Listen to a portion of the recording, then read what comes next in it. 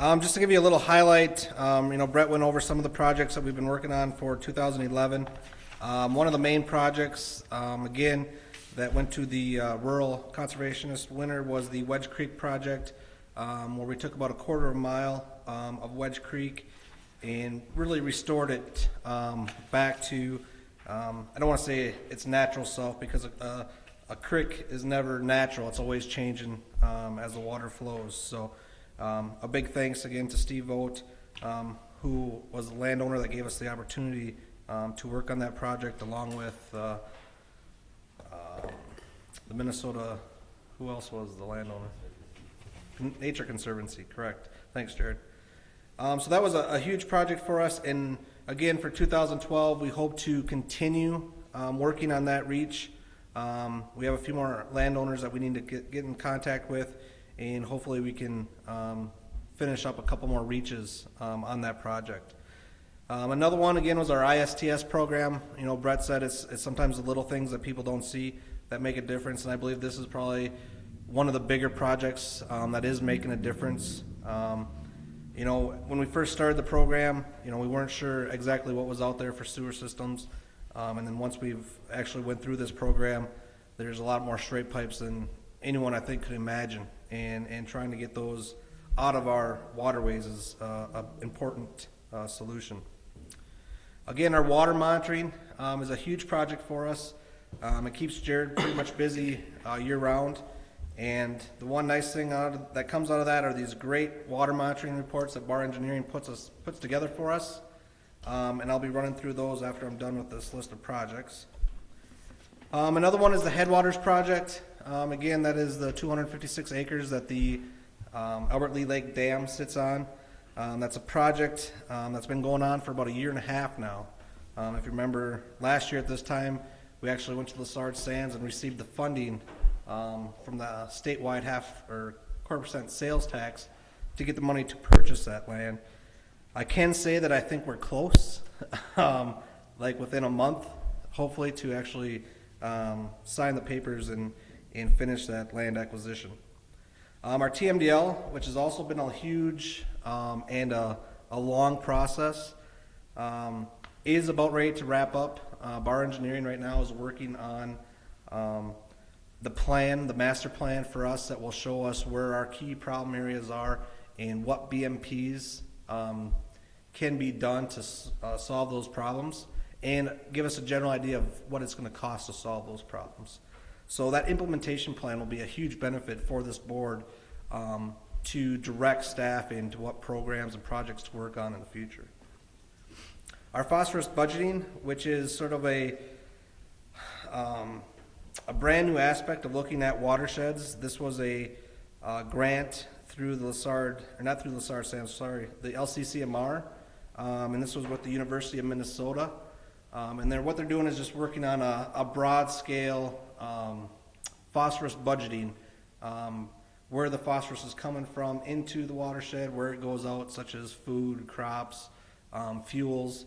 And it's a program that will hopefully be used statewide when it's finished up. I do have a sad story. One of the graduates that was working on that passed away here about 2.5 months ago. So we're sort of trying to figure out how, I should say the professors are trying to figure out how to gather all of his information he put together. So I'm not quite sure when that's going to wrap up, but an unfortunate event, to say the least. Again, last year, right away in the spring, if you don't remember, we worked on the Pickerel Lake, trying to control the curly leaf that has sort of taken hold in some areas out there. The nice thing to report on, Jared is actually out there Wednesday and looked at the areas that we treated, and there is no more curly leaf. There is some other patches out there. I think it's going to be staff's recommendation, though, that we don't treat this year. Because when you treat curly leaf, you also kill the natives. So I think we've got a good handle on it, where I don't think the curly leaf will go out of control. The natives will take care of, and then we'll reassess next spring to see if we need to look at treating. But staff's recommendation this year is that we don't see us treating. Working on the stormwater or flood mitigation grant for the Stables area. It's a project that we sort of started, have a long ways to go yet to finish that up and to wrap up that whole Stables area process. We want to try to combine the sanitary sewer in with that process. Again, we've all heard about a lot of the dredging pursuits we're looking at, both Albert Lee and Fountain Lake. One of the other things we did, we started the Albert Lee Lake Management Committee, which is some constituents around the city of Albert Lee, along with some board members, and have really started to look at plans on dredging Albert Lee Lake. The last project I want to mention that we worked on was a 206 Ecosystem Restoration Grant with the Corps of Engineers. Again, this is another grant looking at different ways to implement BMPs on Albert Lee Lake and Shell Rock River to help clean them up. With the whole federal budget mess, that project is on hold right now just due to lack of funding until the federal government figures out their funding mechanisms. That one's going to be on hold for a little bit. So that's just sort of a rundown of the projects. Now I'm not going to go through all this paperwork here. I just want to start with the Clean Water Report Card for 2011. Definitely want to look at Pickerel Lake. If you turn to the middle page, it's probably one of the best. If you remember from the 2010 report card, last year Fountain Lake had the best water clarity on record. Well, this year it's Pickerel Lake. It got the Star Lake of the Year award.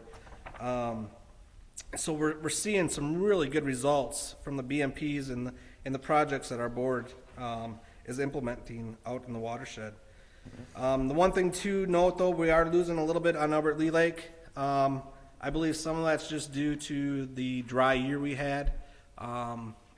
Dry year, lack of water, produces a stagnant water. That lake has the longest retention time. That means when it rains, how long that water actually sits in that body of water before it goes over the dam, basically. So they call it retention time. I believe Albert Lee Lake's like 40-some days. So when you don't get rain, you can imagine how long that is on Albert Lee Lake. So when you have those internal loading of phosphorus, as we do, our lakes sort of can suffer from that. When you turn over to the next page, we sort of broke down the Shell Rock River. We have actually 3 monitoring stations on the Shell Rock River. One is right at the dam's location. The other one is in Glenville, and the other one is down by Gordonsville. I think if you look at that map, or excuse me, those graphs, you're seeing some really interesting data there. And if you look at the big increase in that first graph, again, that is all related to Albert Lee Lake and algal blooms. That algae flows over the dam and actually makes the river turbid. So again, the river, one of the biggest impairments to that is turbidity, but it's caused by Albert Lee Lake. So that's another, some more ammunition to help us try to get grant funds to help us reduce that turbidity to the river. Now I just want to go through I'm not going to go over those single page report cards of the lakes. I think they're self-explanatory. The one thing I do want to look at is the 2011 stream monitoring summary.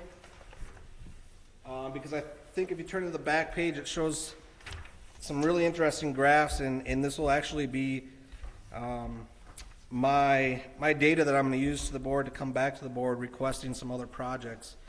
And the project I want to request to the board is looking at electrical fish barrier for Goose Lake.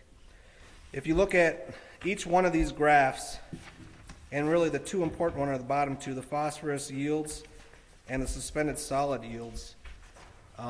You look at our large agriculturally drained streams, and they don't look too bad. I mean, they actually look really good. And then you look at Little Goose Lake out here by Walmart. It's just a small little wetland lake, and you see what's coming from that. And the watershed size is considerably smaller than Wedge and Bancroft. So if you look at pounds per acre, the yields we're getting from phosphorus from Goose Lake are just incredible. So it really, to me, helps us direct the board to say, here's one of our major problem areas, and let's try to fix this and look at this. And again, it's one of those shallow basin lakes that has a huge carp problem. Jared was out there monitoring today. The carp are already running into Goose Lake, and you can just look by the yields. It would be a worthwhile project, and if you actually look at bang for the buck, just by looking at yields, you can drop that down to pretty much, if you want to look at Schaff Creek, is probably what we would get. So I mean, we would be dropping it, you know, almost a 1%, or not 1%, but 1 pound, or Close to. yeah. If you look at the ratio there, it's in pounds per acre. So it'd be a huge drop.